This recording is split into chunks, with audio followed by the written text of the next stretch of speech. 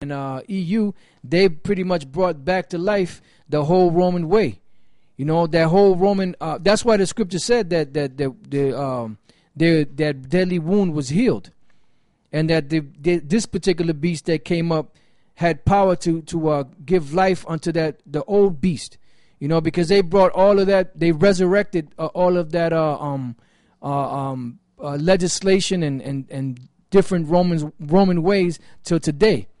You know, it says that the image of the beast should both speak and cause that as many as would not worship the image of the beast should be killed. And it's going to come to a point where if you don't fall in line with them, their plan is to do away with you.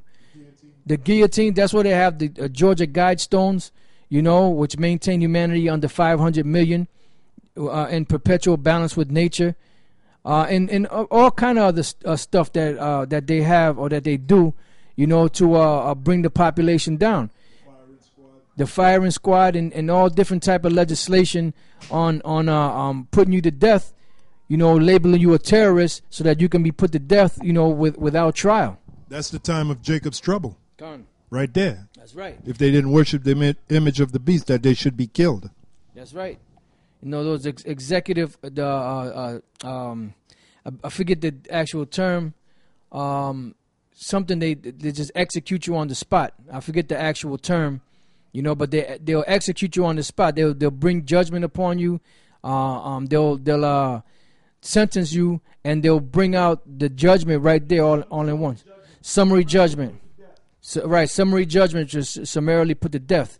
You know, so that's what they plan on doing. So if you don't fall in line with this new world order, you know, with this image of the beast, with the mark of the beast, you know, that's what they plan on doing, because they're serious about putting this thing together.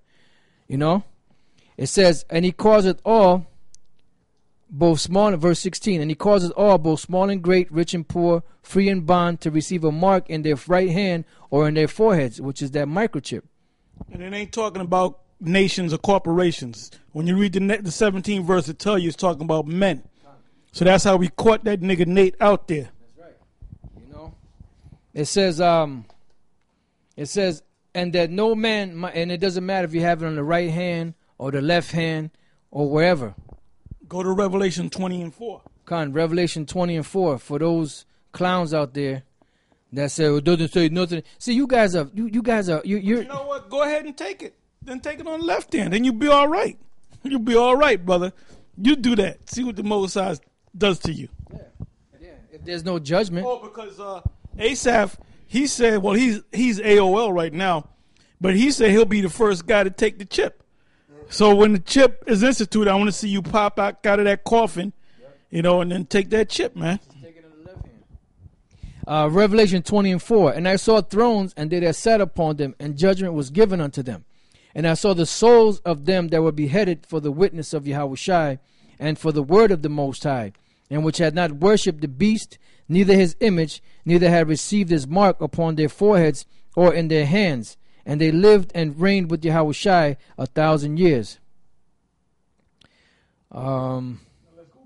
Okay, back to Revelation 13 and 16. And he causes all, both small and great, rich and poor, free and bond, to receive a mark in their right hand or in their foreheads. Verse 17. And that no man might buy or sell, save he that had the mark of the name of the beast, or the number of his name. Hold up now. Nate was known for saying, and he causes all, and he causes all. What is that talking about? Both small and great, rich and poor, free and bond. What does that mean? Small nations and great nations, rich nations and poor nations, free nations and bond nations, to receive a mark in their right hand or in their forehead. Now, right hand is not on a nation. Where's the right hand of America? All right? So 17th verse. That's why he had to backtrack. And that no man might buy or sell, save he that had the mark, and he talking about nations, or the number of the beast, or the name of the beast, or the number of his name. So that's why Nate had to keep, every couple of months he has to make a new video on the mark of the beast, getting on us to keep his zombies in line, man. Because some of them guys are becoming window shoppers. Yep. All right? And then you're going to die along with your master. You're going to die. If you don't wake up to this shit, you're going to die with your master, man. Nate. That's right. And that Greek word there is tes for man. It says a certain one. It didn't say nothing about a nation. It says a certain one, a certain person, certain man. So that's an individual. Right. What's that? Individual. That's what he said. Yeah, individuals. Right. Back in Revelation 13:18, here is wisdom. Let him that hath understanding count the number of the beast, for it is the number of a man, and his number is 666, which breaks down to the three Greek letters chi, psi, stigma. Which, when you look up the word stigma, it means something that is inserted into you. You know, just like the word charagma.